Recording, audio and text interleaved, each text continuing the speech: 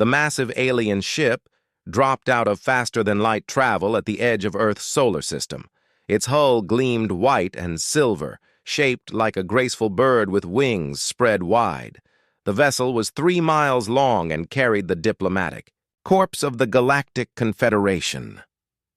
Ambassador Crixtal stood on the bridge, his 4 arms folded behind his back as he watched the primitive star system appear on the main screen. His scaled skin was a deep blue color, and his large golden eyes studied the readouts with practiced ease. He had done this 847 times before. First contact with a new species was routine work for someone of his experience. "Another backwater system," muttered Commander Zelnara, the ship's captain. She was from a different species, tall and thin with pale green skin and 6 fingers on each hand. "Look at this mess. They still use chemical rockets to move around their own system." Crixtal nodded as he reviewed the data scrolling across his personal screen. The species called themselves humans and lived on the 3rd planet from their yellow star. They had only recently developed nuclear weapons and basic space travel. Their largest ships were tiny metal boxes that could barely carry a dozen crew members. "They sent us a message," reported Lieutenant Vexmore from the communications station. He was short and round, covered in thick fur, with large ears that twitched when he was amused. "It's quite sweet, actually." The message played on the main screen.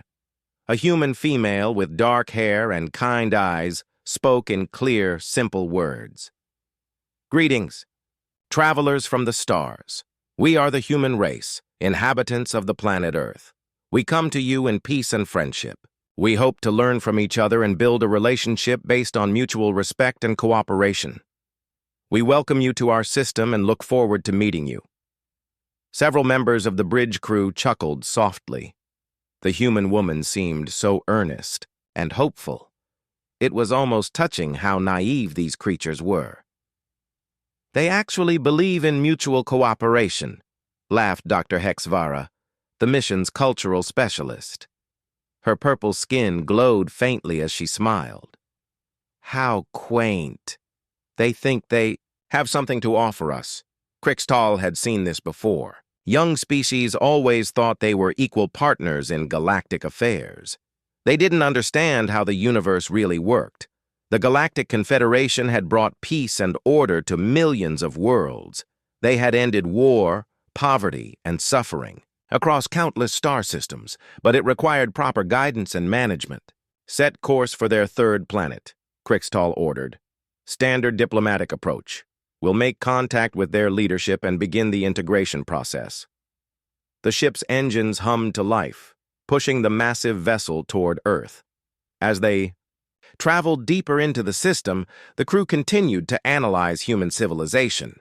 The reports were both amusing and concerning. Humans still divided their world into separate nations. They actually fought wars against each other over resources and territory. Their planet was covered with military bases, weapons factories, and defensive installations. It was like looking at a civilization that had stopped developing thousands of years ago.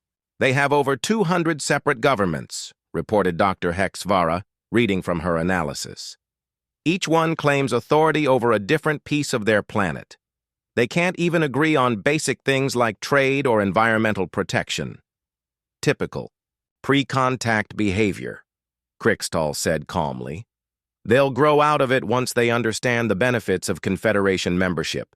The humans had built space stations around their planet and established small colonies on their moon and the 4th planet in their system. Their technology was primitive, but showed potential. They had developed basic artificial intelligence, genetic medicine, and fusion power. With proper guidance, they might become useful citizens of the galaxy.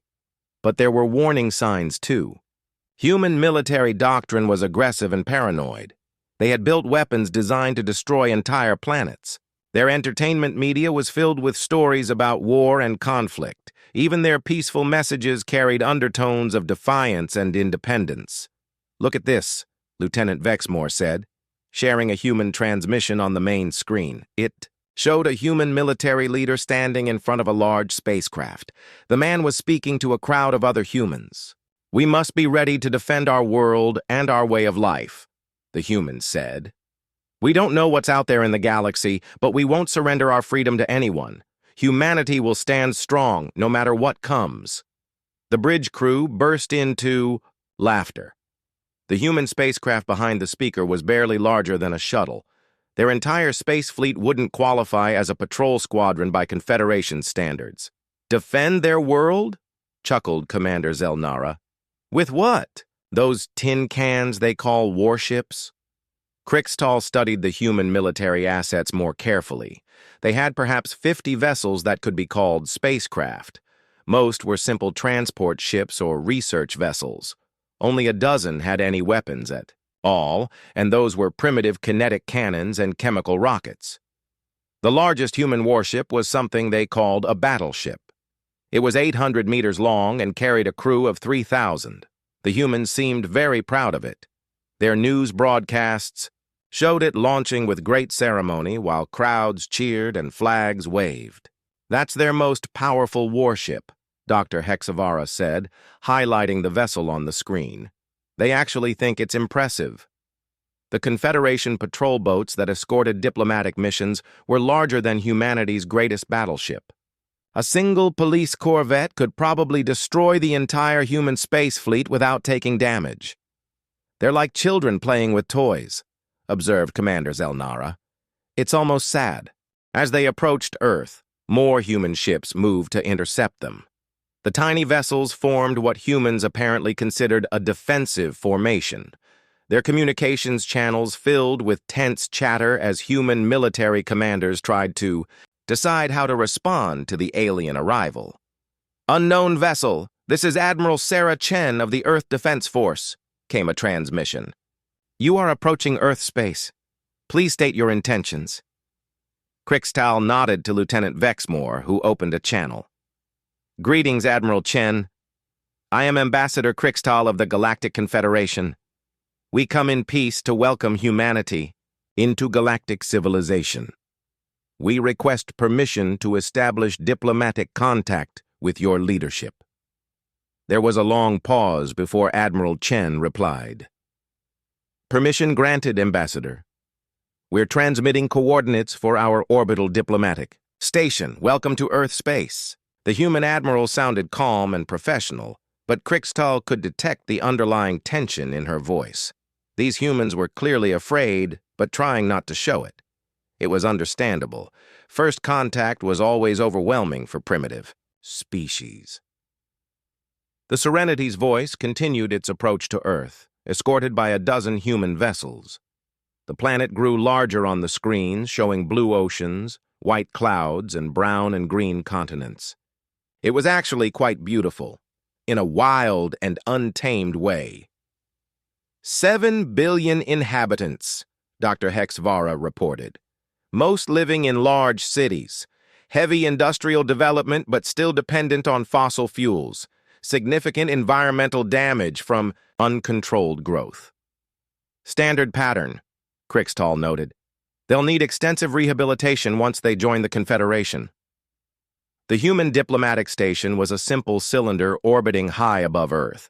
It was clean and functional, but tiny by galactic standards. The entire structure could fit inside the Serenity's voice cargo bay.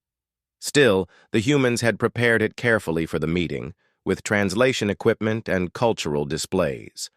As they prepared to dock, Krixtal reviewed the standard integration procedures. First, establish friendly contact and demonstrate Confederation superiority. Second, explain the benefits of membership and the consequences of refusal. Third, negotiate the terms of surrender and begin the transition process. It usually took a few days, maybe a week for stubborn species. The humans seemed reasonable enough. They had responded positively to the initial contact and agreed to meet. Once they understood the reality of their situation, they would surely make the logical choice. "Docking complete," announced the pilot. "All systems green. The humans are requesting a small delegation to begin preliminary discussions." Krixtal straightened his formal diplomatic robes and checked his translation device. Very well. Dr. Hexavara, Commander Zelnara, you're with me. Let's go meet humanity and welcome them to civilization. The airlock opened, and the three aliens stepped into the human station.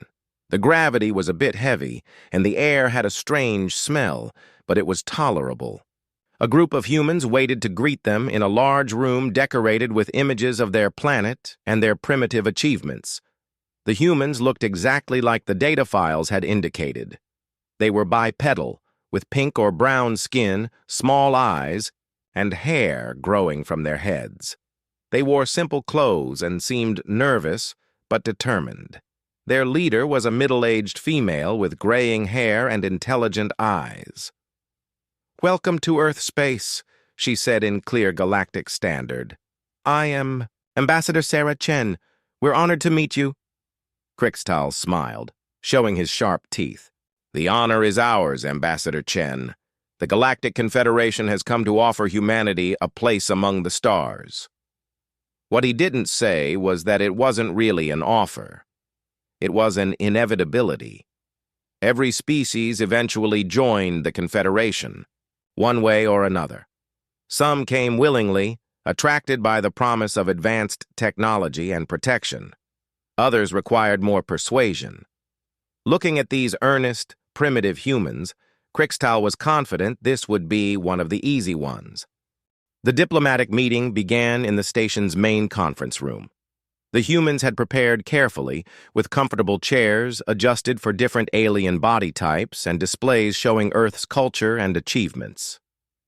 Ambassador Sarah Chen sat across from the three Confederation representatives, flanked by human diplomats, scientists, and military advisors.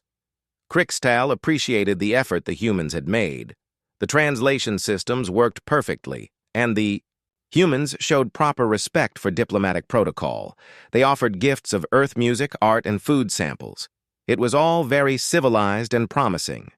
"We're excited to learn about the galaxy beyond our solar system," Ambassador Chen said, her hands folded politely on the table. "Humanity has always wondered if we were alone in the universe. Finding out about the Galactic Confederation answers our greatest question." Dr. Hexavara leaned forward, her purple skin glowing softly with pleasure. "The Confederation represents over 10,000 different species across millions of star systems. We've brought peace, prosperity, and advancement to every corner of the galaxy. War is extinct. Poverty is eliminated. Every citizen lives in harmony with their neighbors." The humans exchanged glances. Admiral Chen, who sat beside the ambassador, raised her hand slightly. "That sounds wonderful. How exactly does this system work?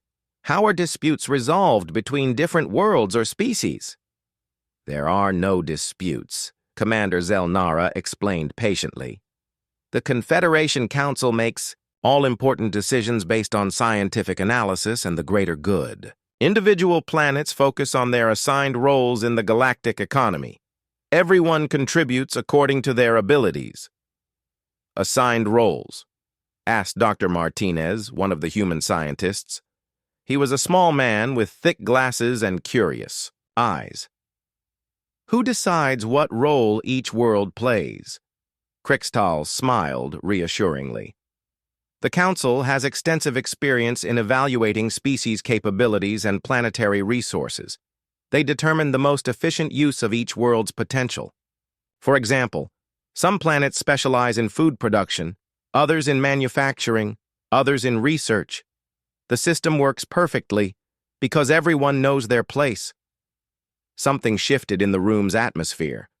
The humans became very still and quiet. Ambassador Chen's expression didn't change, but her eyes grew more focused. "I see," she said carefully. "And what happens if a world disagrees with the Council's decision? What if they want to choose their own path?" The three aliens looked at each other. These humans were asking unusual questions. Most species were so overwhelmed by the prospect of galactic membership that they didn't worry about details. "Disagreement is rarely a problem," Dr. Hexavara said. Once species understand the benefits of Confederation membership, they embrace their role enthusiastically. Why would anyone want to struggle alone when they could be part of something greater? But hypothetically, pressed General Morrison, a stern-looking human military officer, what if they did disagree?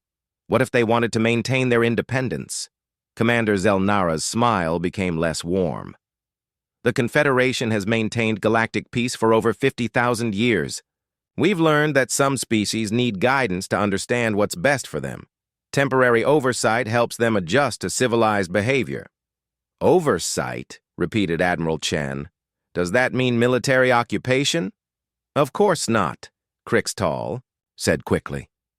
The Confederation maintains peacekeeping forces to protect member worlds from external threats and internal disorder. It's all very benevolent and necessary. The humans were definitely becoming uncomfortable. They whispered among themselves and sent messages on their primitive electronic devices. Their body language showed growing tension and suspicion. Ambassador. Chen stood up and walked to one of the large windows looking out at Earth. The blue and white planet turned slowly below them, beautiful and peaceful in the starlight. Ambassador Crixtal, she said without turning around, what would happen if humanity chose not to join the Confederation? What if we preferred to remain independent and develop at our own pace? The question hung in the air like a challenge. Crixtal had expected this moment, but he had hoped it would come later, after the humans had time to fully grasp their situation. Independence is an illusion, he said gently. No single world can survive alone in the galaxy. There are dangers out there that would destroy an unprotected civilization in days. Pirates, rogue artificial intelligences, cosmic disasters. The Confederation's protection is not optional. It's necessary for survival. We've survived on our own for thousands of years, pointed out Dr. Martinez. We've dealt with wars, natural disasters, and technological challenges. We're still here. Commander Zelnara laughed softly. Dr. Martinez, with respect, you've never faced real galactic threats. Your entire civilization exists in one tiny star system. You have no idea what's waiting out there in the dark. Then, teach us, said Admiral Chen, turning back to face the aliens. Share your knowledge. Help us prepare, but let us choose our own path. Impossible, Dr. Hexavara said firmly. Primitive species always make the wrong choices. They prioritize short-term interests over long-term stability. They fight wars over resources instead of cooperating. They damage their environments instead of protecting them. They need guidance. Guidance or control? Asked General Morrison bluntly. The diplomatic niceties were falling away. Crixtal could see that these humans were more difficult than he had expected. They had that stubborn independence that marked truly primitive cultures. They actually believed they could manage their own affairs. Let me show you something, Crixtal said, activating his personal display device. Holographic images filled the air above the conference table. This is what unguided development looks like. The images showed devastated worlds, burned cities, and empty space where planets used to be. The humans watched in shocked silence as the display cycled through dozens of examples. The Kethmar Empire, Crixtal narrated. They refused Confederation membership. They insisted on maintaining their military and their independence. Within 50 years, they had destroyed themselves in a civil war. 3 billion dead. More images appeared. The Vexturi Republic also refused to join. They created artificial intelligences that turned against them. Their entire species was extinct within a decade. The Mordanian clans, independent for 2 centuries after first contact. They were wiped out by space pirates because they had no protection. The humans studied the images carefully. They asked technical questions about each civilization and took detailed notes. They seemed more interested in how these species had been destroyed than in the fact that they were dead. These are tragic examples, Ambassador Chen said finally. But they don't prove that independence is impossible. They just show that some civilizations made mistakes. Every independent civilization makes fatal mistakes eventually, Krixtal insisted. That's why the Confederation exists, to prevent these tragedies. Or to eliminate potential competition, suggested Dr. Martinez quietly. The room went very cold. Commander Zelnara's 6 fingers drummed on the table in an ancient threat display. Dr. Hexvara's skin stopped glowing entirely. Even Krixtal felt his diplomatic composure slip slightly. "That is an offensive suggestion," he said stiffly. "The Confederation brings peace and prosperity to all members." "I'm sure it does," said Admiral Chen. "But what about non-members? What happens to species that want to stay independent?" "There are no independent species," Commander Zelnara said flatly. "Everyone joins eventually. It's inevitable." "Eventually," repeated General Morrison. "Does that mean by choice or by force?" The 3 aliens looked at each other again. This conversation was going badly. These humans were asking all the wrong questions and reaching all the wrong conclusions. "The Confederation has never forced anyone to join," Krixtal said carefully. "We simply help species understand reality. Sometimes that requires demonstrations of the benefits of membership." "Demonstrations," said Ambassador Chen. "Like destroying their military forces? Like occupying their planets? Like making them choose between surrender and extinction?" "Where did you get such ideas?" Dr. Hexvara demanded. "We're here to offer you a place in galactic civilization. We're trying to help you." "By eliminating our military," pointed out Admiral Chen. "By replacing our government with your council. By turning Earth into a specialized production facility. By making sure we never have the power to choose our own destiny." The humans had figured it out faster than most species. Usually it took weeks of negotiation before primitive cultures understood what Confederation membership really meant. These creatures had seen through the diplomatic language in hours. "Your destiny is with the galaxy," Krixtal said firmly. "Alone you will fail and die. With us, you will thrive and prosper." "As long as we do exactly what you tell us to do," said General Morrison. "As long as you fulfill your role in the greater community," corrected Commander Zelnara. "Ambassador," Chen returned to her seat and looked directly at Krixtal. Her eyes were calm but determined. "Ambassador, I want to be very clear about humanity's position. We appreciate your offer. We're grateful for the opportunity to learn about galactic civilization. But we cannot accept membership in the Confederation under these terms." "You're refusing?" Krixtal asked, genuinely surprised. Most species needed much more persuasion before they made such a dramatic mistake. "We're choosing independence," Chen replied. "We want to develop our own civilization, maintain our own government, and defend our own world. If that means facing galactic dangers alone, then that's our choice to make." The 3 aliens sat in stunned silence. These primitive humans were actually rejecting the greatest gift in the galaxy.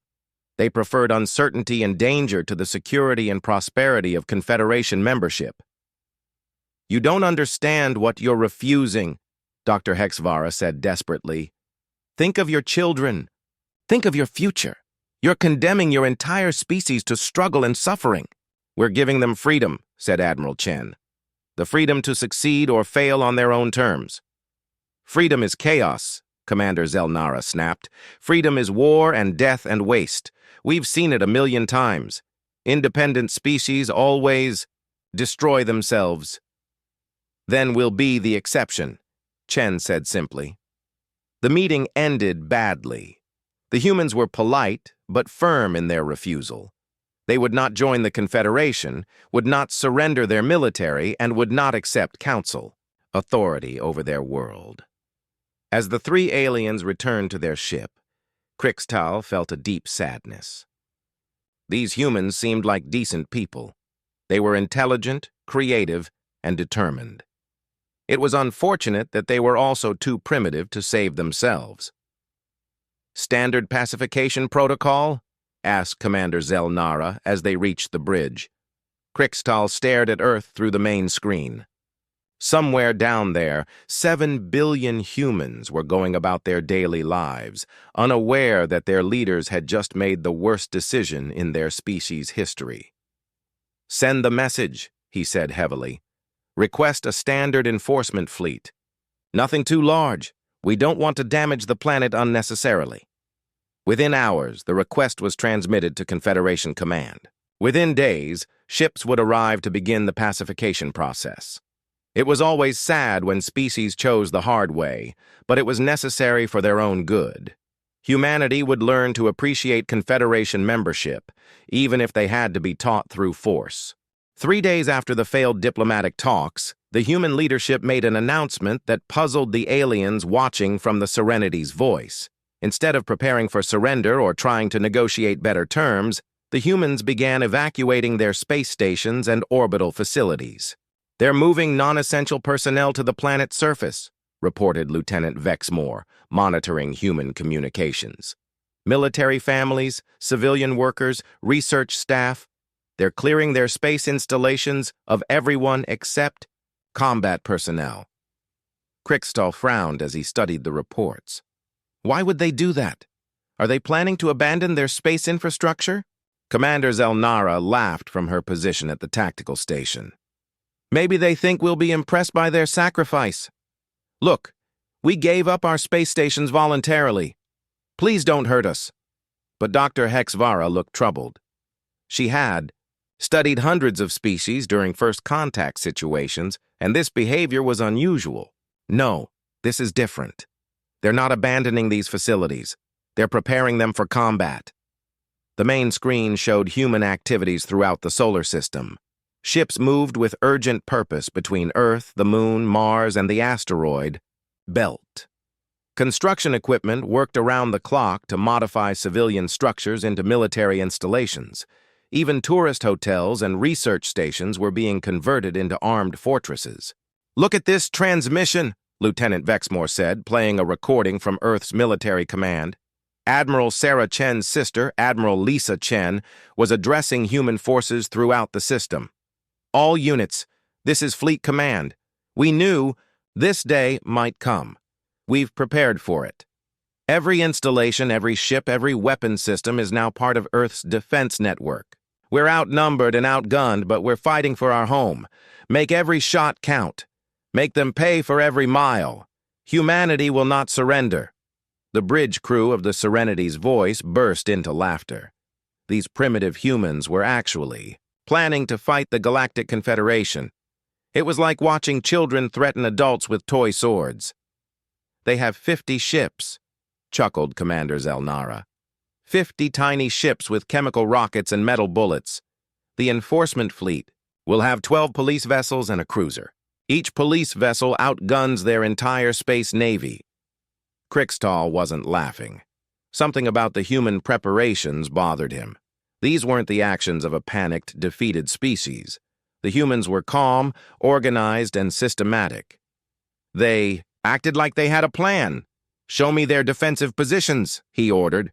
The tactical display revealed the extent of human military preparations. They had fortified every significant body in their solar system. The moon bristled with missile batteries and mass drivers. Mars had been turned into a giant fortress with underground bunkers and hidden weapon sites. The asteroid belt was full of automated defense platforms and concealed bases. How did they build all this so quickly? Dr. Hexvara asked. 3 days ago, their defenses were minimal. Now they have military installations throughout the system. They were already building them, realized Krixtal. These fortifications were under construction before we arrived. They've been preparing for this possibility for years, maybe decades. The implications were disturbing. Most species only began serious military preparation after first contact, when they realized the galaxy was dangerous. But humans had been building defensive systems long before they knew aliens existed. What kind of paranoid species prepared for wars against unknown enemies? Sir, Lieutenant Vexmore interrupted, We're receiving a transmission from the human leadership. Admiral Sarah Chen wants to speak with you. The diplomatic channel opened, showing Ambassador Chen in what appeared to be a military command center. Behind her, human officers worked at computer stations, coordinating defensive preparations. Ambassador Krixtal, she said formally, I want to make one final appeal. The Confederation Enforcement Fleet will arrive tomorrow. When it does, people are going to die. This doesn't have to happen. Indeed it doesn't, Krixtal replied. You can prevent all bloodshed by simply accepting Confederation authority. Your people will be treated with kindness and respect once they understand their place in galactic civilization. That's not what I meant, Chen said quietly. I meant the Confederation doesn't have to attack us. You could leave us alone. Let us develop in peace. Give us time to grow and learn. Impossible, Krixtal said firmly. No species is left alone. The risks are too great. You will join the Confederation willingly or otherwise. Chen nodded sadly. Then you've made your choice and we've made ours. When your ships attack tomorrow, remember that we offered you peace. We offered coexistence. You chose war. The transmission ended. Krixtal stared at the blank screen, feeling uneasy. There was something in the human ambassador's voice, a confidence that didn't match her situation. What did these primitives think? They could accomplish against a Confederation enforcement fleet? The answer came the next morning, when 12 police vessels and 1 enforcement cruiser dropped out of hyperspace at the edge of the solar system. The force was small by Confederation standards, but massive compared to human capabilities. Each police vessel carried enough firepower to destroy a continent. The cruiser could crack a planet's crust with its main weapons. Admiral Vextar commanded the enforcement fleet from his flagship, the cruiser Inevitable Justice. He was an experienced officer who had conducted dozens of pacification operations against rebellious species. This should be routine work. Standard formation, he ordered as his ships moved toward the inner system. Police vessels will disable human military assets. I want minimal casualties and maximum shock value. These primitives need to understand the futility of resistance.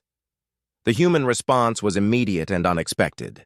Instead of massing their tiny fleet for a heroic last stand, the humans scattered their ships throughout the solar system. Their vessels hid behind asteroids, in the shadows of planets, and inside the debris fields of their outer system. Cowards, muttered Captain Zolmar of the police vessel Swift Retribution. They're running before we even start shooting. But the humans weren't running. They were positioning themselves for something far more dangerous than a direct confrontation. The first sign of trouble came when the police vessel Galactic Peace moved to disable a human orbital station around Mars. The station appeared lightly defended, with only a few small ships nearby. Captain Korthal expected an easy victory. Instead, the human station opened fire with weapons that shouldn't exist.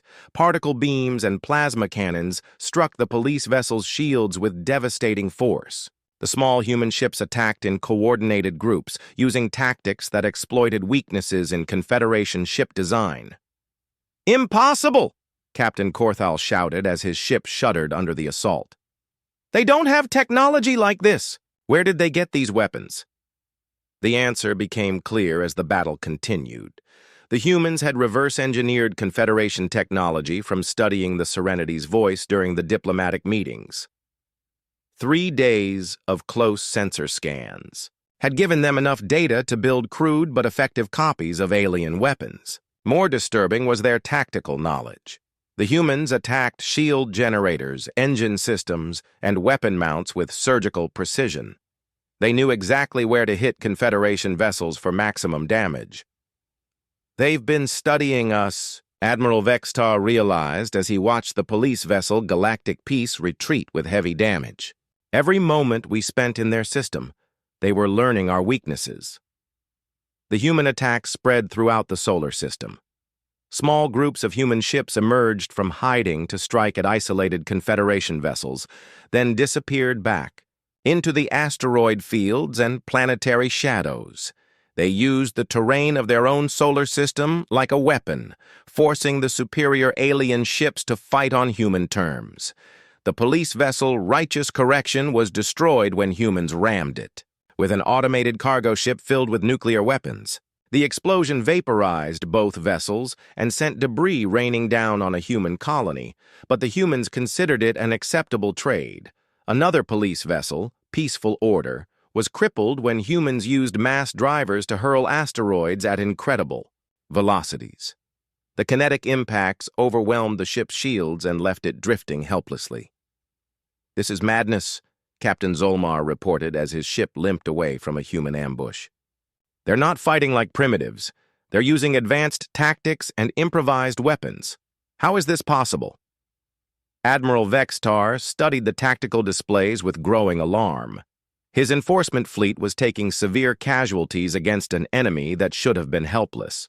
The humans were fighting with a combination of desperation and skill that he had never encountered before. Worse, they were learning from every engagement. Human tactics evolved in real time as they adapted to Confederation countermeasures. They shared information instantly across their entire network, turning every battle into a learning experience for their entire military. "Sir," his communications officer reported, "we're receiving a transmission from the human fleet commander." Admiral Lisa Chen appeared on the screen, speaking from what looked like the bridge of a human warship. Behind her, officers worked calmly at their stations despite the ongoing battle. "Admiral Vextar," she said with cold politeness, "I want to give you a chance to withdraw your forces. You've lost 3 ships and taken heavy damage to 5 more. My people have taken casualties too, but we're prepared to continue fighting." "Continue fighting?" Vextar snarled. "You cannot win. Even with your tricks and traps, you're still primitives with primitive technology. We will reinforce and return with overwhelming force." "Maybe," Chen admitted. "But how many ships will you lose in the process? How many of your people will die to conquer one primitive system? Is it worth the cost?" "Every world joins the Confederation," Vexatar stated firmly. "There are no exceptions." "Then you've chosen to make Earth the exception," Chen replied. "We've studied your tactics, your technology, your weaknesses. Every day you fight us, we learn more. Every ship you send, we'll destroy or capture. Eventually, you'll run out of ships before we run out of determination." The transmission ended, leaving Vextar staring at tactical displays that showed the impossible. A primitive species was not only resisting Confederation forces, but actually winning engagements against superior technology. "Request immediate reinforcements," he ordered grimly. "Full battle group. This situation is beyond standard enforcement protocols." As his damaged fleet regrouped at the edge of the solar system, Vextar wondered what kind of species they were really fighting. These humans displayed a combination of strategic thinking, technological adaptation, and sheer stubborn courage that he had never seen before. For the first time in his long career, Admiral Vextar began to doubt that the Confederation would achieve quick victory. These humans were unlike any species he had encountered. They fought not just for survival, but for something they called freedom, and they seemed willing to die for it. The request for reinforcements went out that day. Within weeks, a full Confederation battle group would arrive to crush human resistance once and for all. But as Vextar looked at the damage reports from his enforcement fleet, he wondered if even that would be enough. Humanity had revealed itself to be far more dangerous than anyone had imagined.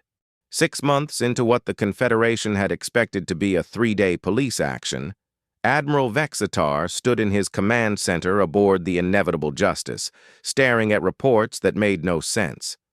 His reinforced fleet now included 40 ships, including 3 heavy cruisers. Against any normal species, this would have been overwhelming force. Against humanity, it was barely enough to maintain a stalemate. "Another supply convoy hit," reported Captain Zolmar from his position at the tactical station. "The humans destroyed 2 transport ships and captured a 3rd. That's the 5th convoy this month." Vextar rubbed his temples with 2 of his 4 hands. The human attacks had grown more sophisticated with each passing week. They no longer relied on desperate ramming attacks and improvised weapons. Now they used captured Confederation technology combined with their own innovations in ways that should have been impossible. "How many ships have we lost total?" he asked, though he already knew the answer. 17 destroyed, 9 captured, 23 damaged beyond immediate repair, Captain Zolmar replied grimly. The humans have also stolen enough equipment to outfit at least 6 ships with hybrid technology. The stolen equipment was the most troubling development.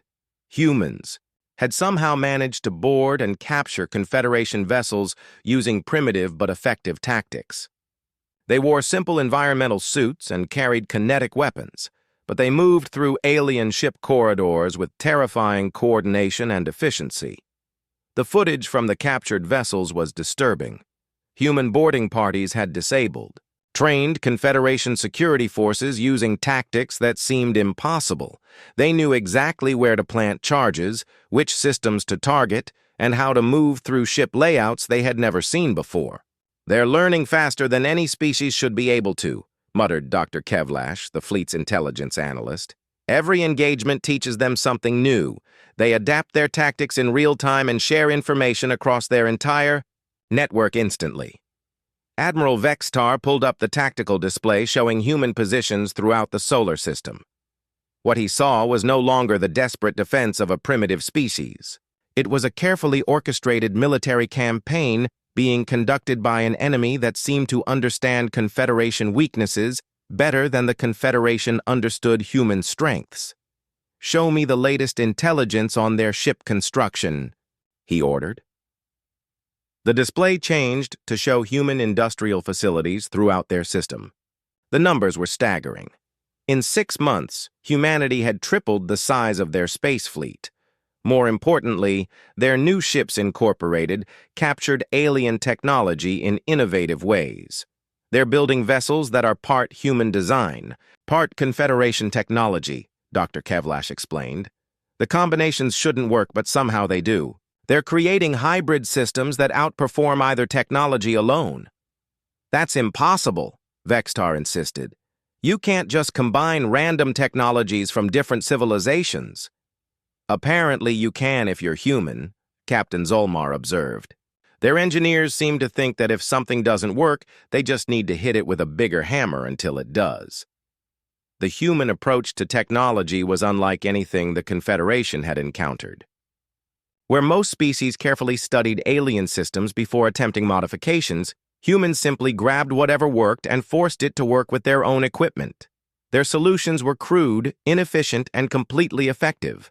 "Sir," the communications officer interrupted, "we're receiving a priority transmission from Confederation Command." The holographic image of Fleet Admiral Kolthara appeared above the command table. She was one of the highest-ranking officers in the Confederation military, a veteran of countless pacification campaigns. Her presence meant the situation had escalated far beyond normal enforcement procedures. "Admiral Vextar," she said without preamble, "your reports are causing considerable concern at command. How has a single primitive world managed to resist Confederation forces for 6 months? Vextar straightened to attention. "Ma'am, these humans are unlike any species we've previously encountered. They adapt to our tactics faster than should be possible. They've somehow managed to reverse engineer our technology and create hybrid weapon systems. Their military doctrine appears designed specifically to counter superior forces." "Impossible," Admiral Kolthara stated flatly. "No pre-contact species has advanced military doctrine. They barely understand their own technology, much less ours." "With respect, ma'am, the evidence suggests otherwise. The humans have demonstrated strategic planning, tactical innovation, and technological adaptation that rivals advanced civilizations. They're not fighting like primitives. They're fighting like they've been preparing for this conflict for generations." "Fleet," Admiral Kolthara's expression grew cold. "Are you suggesting that these humans somehow knew about the Confederation before first contact? That's ridiculous. No species develops advanced military technology without external threats to drive innovation.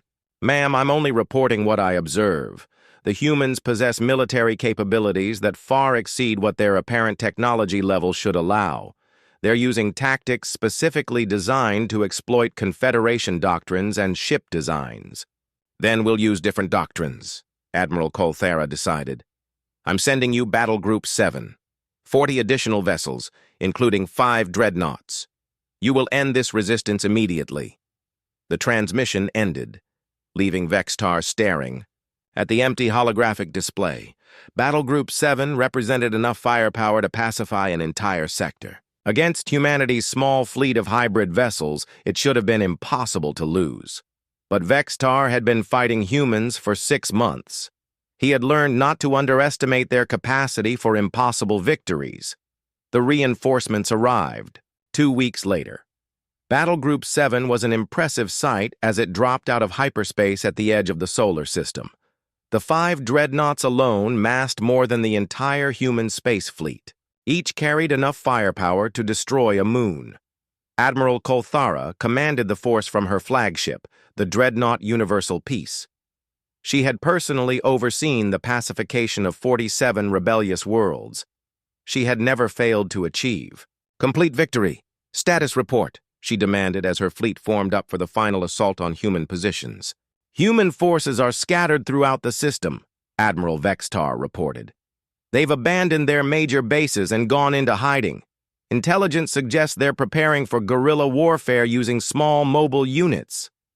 Cowards, Admiral, Colthera sneered. They know they cannot face us in open battle. We'll hunt down every ship and eliminate every installation. This ends today. The Confederation fleet advanced into the inner solar system in a massive formation designed to sweep away all human resistance. The dreadnoughts led the way, their shields at maximum power and weapons armed for planetary bombardment if necessary.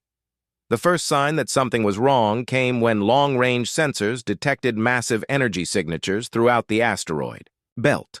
The reading suggested the presence of ships much larger than any human vessel previously encountered. "What are those signals?" Admiral Colthara demanded. "Unknown, ma'am," the sensor officer replied nervously. "The signatures are consistent with capital ship-class vessels, but that's impossible. Human ships don't mass more than a few thousand tons." "Then they're not human ships," Admiral Vextar realized with growing alarm. "They've built something new." The answer came as the Confederation fleet approached the inner system. Massive structures that had been dismissed as asteroid mining facilities suddenly revealed themselves as something else entirely. Concealed weapon batteries opened fire with energy beams that rivaled dreadnought main guns. Hidden missile silos launched salvos of guided weapons that swarmed toward the alien fleet. But most shocking of all were the ships that emerged from concealed positions throughout the asteroid belt. These weren't the small, agile vessels that had been harassing Confederation forces for months. These were massive warships, each one larger than a heavy cruiser and armed with weapons that glowed with barely contained energy. "Impossible," whispered Admiral Colthera as she watched the tactical display fill with human capital ships. Where? Did they get the resources to build fleet units? The answer was visible throughout the solar system. Every asteroid, every moon, every piece of space debris had been turned into a factory or a fortress. Humanity had industrialized their entire star system in 6 months, turning civilian infrastructure into a war machine that could produce military hardware at an incredible rate. "They've been planning this," Admiral Vextar said in stunned realization. "Not just for months or years, for generations. Everything they showed us during first contact, their primitive technology, their small fleet, their peaceful intentions, it was all a facade." The human counterattack began with surgical precision. Instead of engaging the Confederation fleet in direct combat, the human capital ships targeted supply lines, communication arrays, and command structures. They used their superior knowledge of local space to divide and isolate Confederation forces. More disturbing was their technology. The human warships used weapon systems that combined Confederation energy technology with human kinetic systems in ways that shouldn't work, but somehow did. Their shields flickered with hybrid energy patterns that confused Confederation targeting systems. "They're jamming our communications," reported the communications officer, "and our hyperspace drives aren't responding properly. Something is interfering with our navigation systems." Admiral Colthera watched in growing horror as her fleet was systematically taken apart by an enemy that had seemed primitive just hours before. The humans fought with a combination of advanced technology and tactical brilliance that suggested decades of preparation. "All units, concentrate fire on the largest human vessels," she ordered desperately. "We outnumber them. We can overwhelm their defenses through sheer firepower." But the human ships didn't fight like normal capital vessels. They used hit-and-run tactics, disappearing into asteroid fields and debris clouds, only to reappear somewhere else to strike at vulnerable targets. They fought like a swarm of predators, coordinating their attacks with inhuman precision. Battle raged for hours, but the outcome became inevitable as more human reinforcements arrived from hidden bases throughout the outer system. Ships that had been disguised as cargo haulers and mining vessels revealed themselves as heavily armed warships. The humans had built an entire fleet while pretending to be a primitive, peaceful species. "Admiral?" Admiral Vextar said quietly, as his flagship shuddered under human weapons fire. "I recommend immediate withdrawal. We've lost 12 ships and taken heavy damage to 20 more. The humans have revealed capabilities that far exceed our intelligence estimates." Admiral Colthara stared at the tactical display showing the impossible. Her massive fleet was being defeated by ships that shouldn't exist, using tactics that shouldn't work, deployed by a species that should have been conquered months ago. For the first time in her long career, she gave the order to retreat. As the battered Confederation fleet limped toward the edge of the solar system, Admiral Colthara sent an urgent message to command. The contents were classified at the highest levels, but the basic message was simple. Humanity was not a primitive species to be easily conquered. They were something else entirely, something that had been preparing for war against an unknown enemy for far longer than anyone had imagined. The emergency session of the Galactic Confederation Council was unlike any in recorded history. Representatives from 10,000 species gathered in the massive chamber on the capital world of New Harmony, all focused on a single, impossible problem: a primitive species that refused to be conquered. Fleet Admiral Colthara stood before the assembled delegates, her uniform bearing the scars of recent combat. Behind her, holographic displays showed the devastating aftermath of humanity's latest victory. The images were shocking. Confederation dreadnoughts floating dead in space, captured alien technology being reverse-engineered in human factories, and worst of all, human ships that rivaled anything in the galactic fleet. "The situation has escalated beyond all previous parameters," Admiral Colthara reported, her voice echoing in the vast chamber.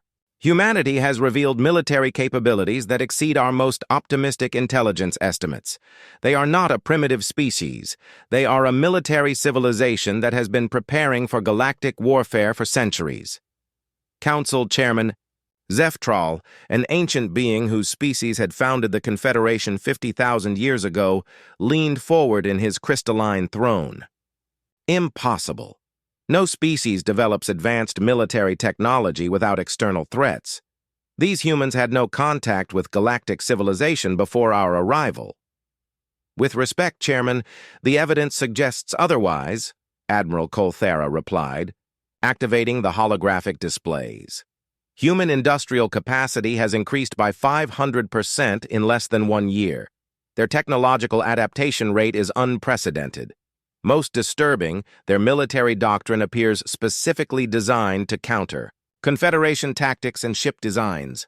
The images showed human shipyards working at impossible speeds, turning out vessels that combined human and alien technology in ways that shouldn't work.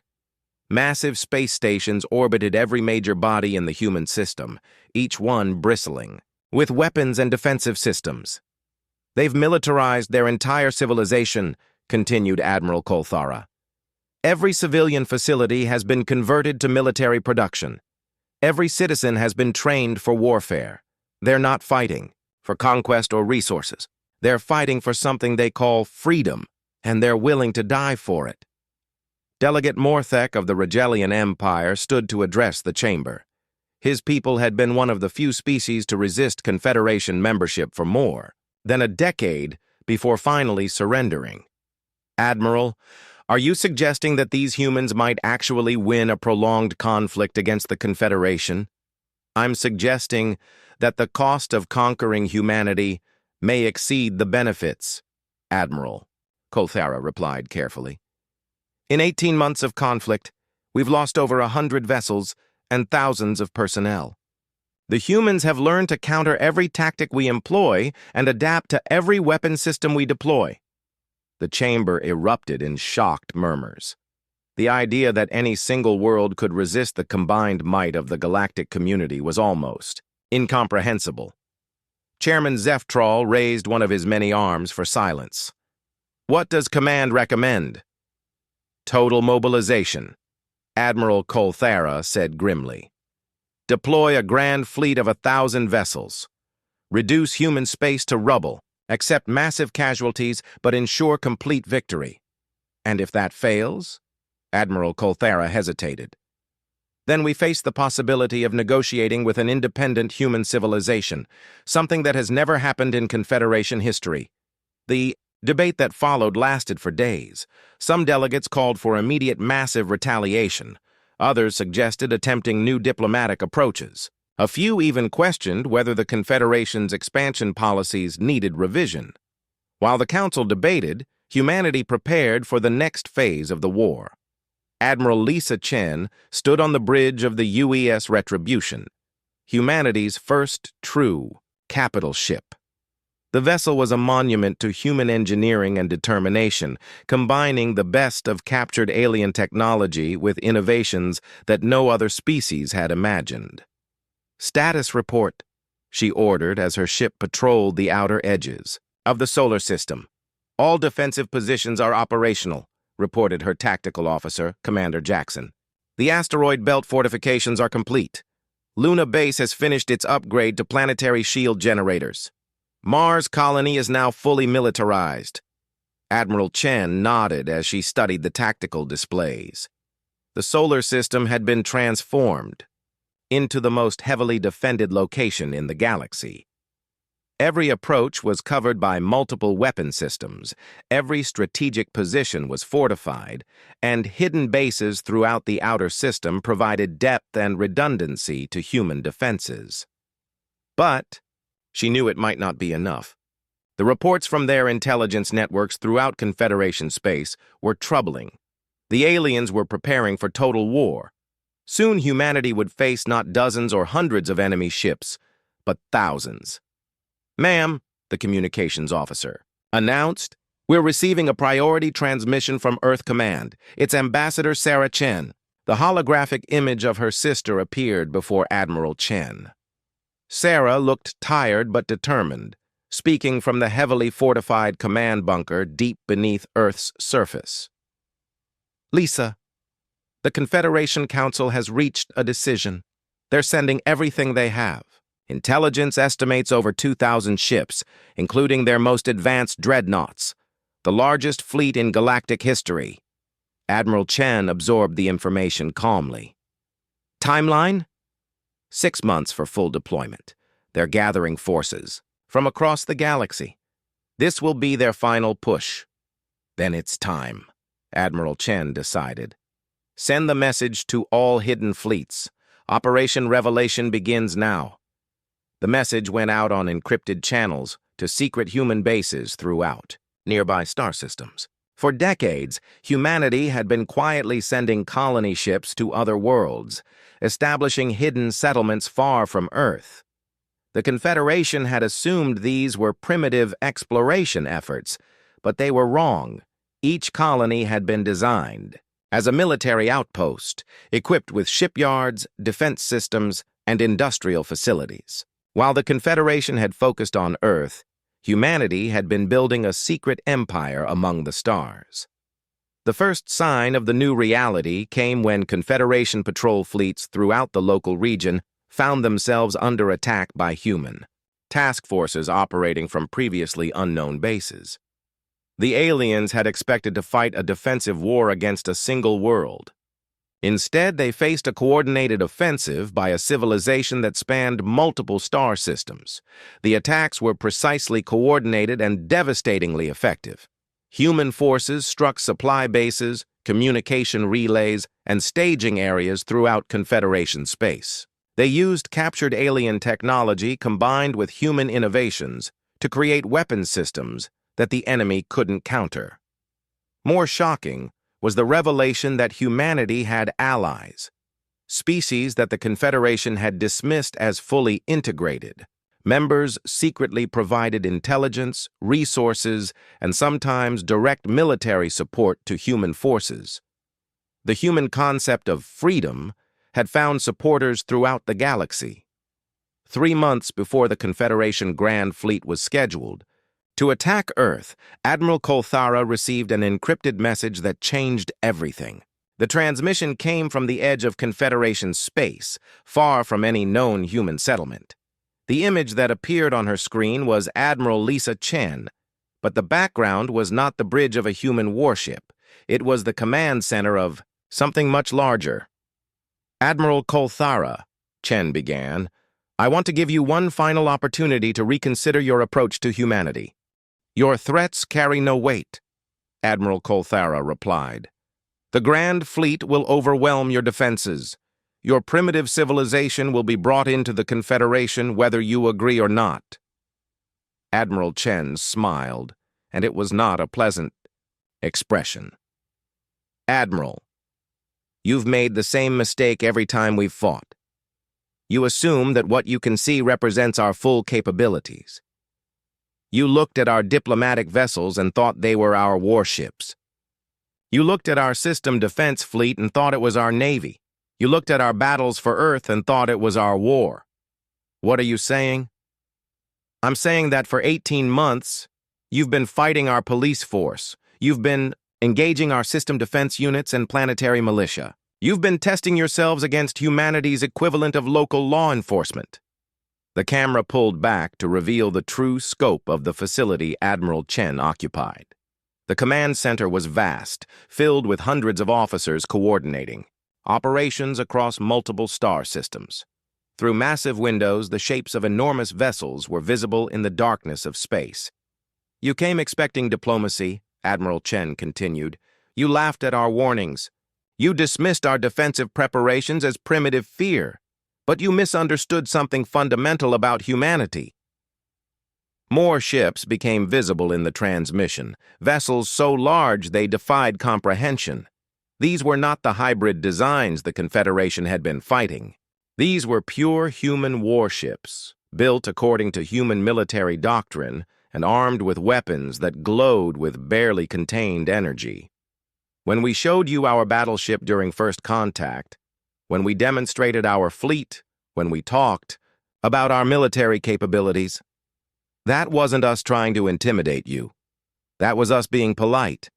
That was us showing you our warning signs and hoping you'd be smart enough to leave us alone. The largest vessel in the background began to move, its bulk slowly rotating to reveal the full scope of its construction. The ship was larger than anything in the Confederation fleet, armed with weapons arrays that stretched for miles along its hull. "You want to know what a human battleship really looks like? This is the UES Retribution, humanity's first true capital ship. We built it while you were laughing at our diplomatic efforts. We tested our theories on your enforcement fleets. We learned your weaknesses while you underestimated our strengths." Admiral Kolthara stared at the transmission in growing horror. The vessel on the screen was impossible by every measure she understood. No single species could construct something so massive, so advanced, so perfectly designed for warfare. "But Admiral, the Retribution isn't our most powerful ship. It's not even our largest ship. It's our warning shot. It's what we built to get your attention and make you understand that continuing this war is a mistake." The transmission feed expanded to show the full scope of the human fleet. Hundreds of vessels, each one larger than Confederation dreadnoughts, arranged in battle formations that stretched across multiple star systems. The sheer scale of human military power was beyond anything the galaxy had ever seen. You see, Admiral, while you were focused on conquering Earth, humanity was preparing for the real war. We've spent the last 2 years building fleets, establishing bases, and forming alliances with every species that wants to be free of Confederation rule. We've been studying your tactics, your technology, your political structure, and your weaknesses. This is impossible, Admiral Kolthara whispered. No species could build a fleet this size in such a short time. No single species could, Admiral Chen agreed. But humanity isn't alone anymore. We've learned that freedom is contagious, Admiral. Once species realize they have a choice, many of them choose independence over security. The transmission showed other ships in the human fleet, vessels that clearly incorporated technology from dozens of different species. The Confederation's supposedly loyal members had been secretly supporting human resistance efforts. So here's your final choice, Admiral. You can send your grand fleet to attack Earth. You can fight a war that will cost millions of lives on both sides. You can try to conquer a species that doesn't want to be conquered. Admiral Chen leaned forward, her expression deadly serious. Or you can do something that's never been done in Confederation history. You can accept that there's a species in the galaxy that chooses independence over membership. You can acknowledge that humanity and its allies have the right to exist without your protection or your control. The transmission paused, letting the implications sink in. If you choose war, Admiral, remember this conversation. Remember that we offered you peace. We offered coexistence. We offered to share the galaxy with you as equals rather than subjects. Admiral Chen stood up, her image filling the transmission. But if you insist on conquest, then you'll discover what happens when humanity stops being polite and starts being strategic. You'll learn why we build weapons like the Retribution, not to intimidate our enemies, but to warn them. Next time you encounter a species that talks about defensive preparations and shows you their primitive military, maybe ask yourself, if they're willing to show you their guns, what aren't they showing you? The transmission ended, leaving Admiral Kolthara staring at a blank screen. For the first time in galactic history, the Confederation faced a choice: accept the existence of an independent human civilization, or risk a war against an opponent that might actually win. The decision would determine the fate of both species and reshape the balance of power in the galaxy forever. In the depths of space, humanity waited for the Confederation's answer, ready for whatever choice their former enemies would make.